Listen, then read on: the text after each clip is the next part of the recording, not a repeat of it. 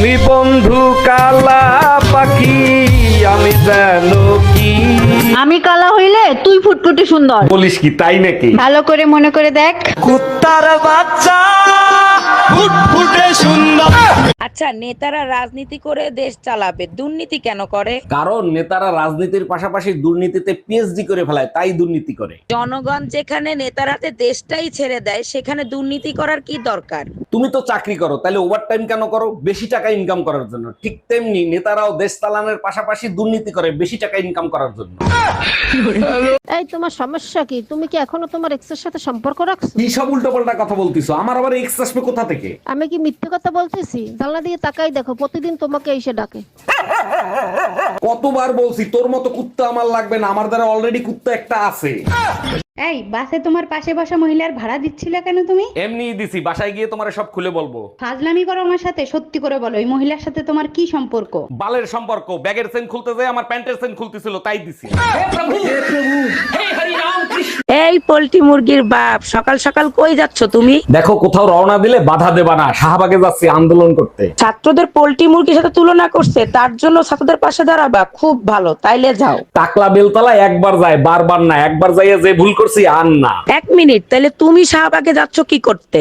Poultry মুরগির দাম বাড়লো কেন, তাই নিয়ে আন্দোলন করব। আরে ভাবি, কি হয়েছে? ফ্রিজের সাথে যুদ্ধ করতেছেন কেন? ভাই, আপনার পরিচিত কোনো ফ্রিজ মিস্ত্রি জানা আছে? হ্যাঁ আছে, তার আগে বলেন ফ্রিজের কি হয়েছে? ফ্রিজ খুলতেছে না, ভিতরে কুরবানি গোশত রাখছিলাম, মনে হয় ভিতর দিয়ে গরু সিটকানি দিয়ে রাখছে।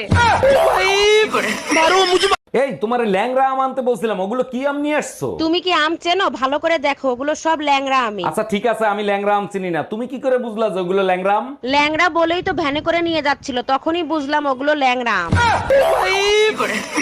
আমি আর তোমার সাথে রিলেশন রাখতে পারবো না, ব্রেকআপ। কেন ব্রেকআপ করবা? আমি তো সবসময় তোমার কথাই শুনি। তুমি এখনো বাচ্চাদের মতো ব্যবহার করো, শেষবারের মতো কিছু বলতে চাইলে বলো। আচ্ছা ঠিক আছে, তাহলে শেষবারের মতো আদা পাদা করি। এই কই তুমি? কখন থেকে ডাকতেছি, কথা কানে যায় না? যা বলার এখানে এসে বলো, উকিল আদালতে যায়, আদালত উকিলের কাছে যায় না। আচ্ছা ঠিক আছে, দরজা লাগাতে আমি চলে গেলাম। এখন আবার তুমি কোথায় যাচ্ছ? তুমিই তো বললা আমি উকিল, অন্য আদালতে যাচ্ছি। আসেন ম্যাডাম, তাজা তাজা ফল আছে, নিয়ে যান। আম নিবো, কোন আম ভালো মিষ্টি হবে সেটা দেন। তাইলে ল্যাংরা আম নিয়ে যান, ভালো মিষ্টি হবে, 120 টাকা কেজি। একটু কমায় নেন, ল্যাংড়া আমের চিকিৎসা তো করতে হবে, তাই না?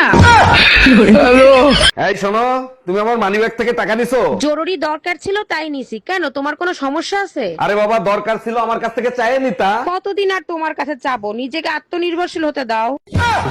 আমার এই পাগলা কুত্তাই কামড়াইছিল, বিয়ে কইরা সংসারের ঘানি টানতেছি। এই তোমার হাতের কাজ হলে এদিকে একটু আইসো তো, জরুরি দরকার আছে। তোমার লজ্জা করে না? বিয়ে করে বউ এনে কাজের বুয়া বানায় রাখছো। তোমার লজ্জা করে না? ঘরের কাজের বুয়া হইয়া ঘরের মালিকের সাথে একই বিছানায় ঘুমাও।